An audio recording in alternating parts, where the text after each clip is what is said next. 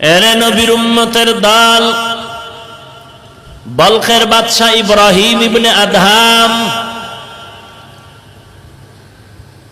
রাজকীয় পোশাক পরে রাজ সিংহাসনে বসে বলখের দেশ পরিচালনা করতেছেন। বলখের বাদশাহ ইব্রাহিম মখমলের চাদর আবৃত করে ঘুমায়।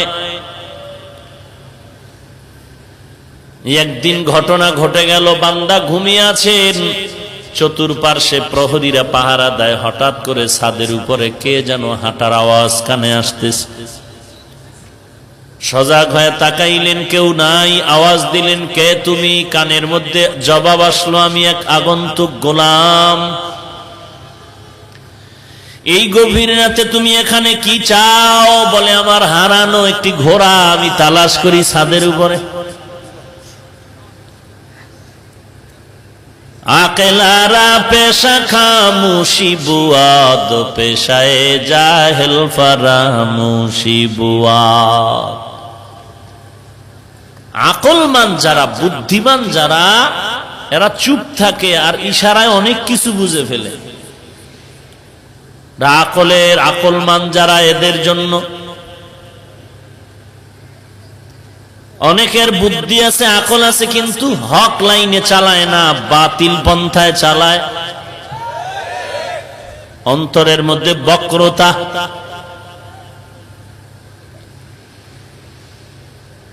আল্লাহর খাস বান্দা যখন আওয়াজ পাইল যে ছাদের উপরে ঘোড়া তালাশ করে, জবাব দিলেন, হে আহমক, হে বোকা, ছাদের উপরে তো হারানো ঘোড়া পাওয়া যায় না, তুই বোকা নাকি?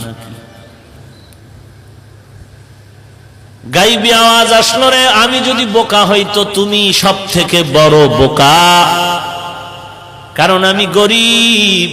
আমার হারানো ঘোড়া যদি আমি ছাদের উপরে না পাই, ইব্রাহিম, তুমি রাজকীয় চাদরে ঘুমাইয়া তুমি মালিক আল্লাহকেও পাবে না। হঠাৎ করে কাটা গায়ে লবণের ছিটা লাগলো, মাথা গরম হয়ে গেল। কে বলল, কি বলল? তারে ধর। প্রহরীরা চতুর্পার্শ্বে পাহারা দেয়। ডাক দিয়া বলে, তাকায় দেখো ছাদের উপরে কেউ আছে নাকি? বলে, কেউ নাই। আল্লাহর বান্দা ভাবনার সাগরে পড়ে গেলেন। চিন্তা করে, কি শুনলাম, কে কি বলল জানি না, এই বলার মধ্যে কোনো ইশারা আমার দিকে আছে কিনা একটু চিন্তা করা দরকার। কারণ এই চিন্তা করার মেধা, জ্ঞান আল্লাহ শুধু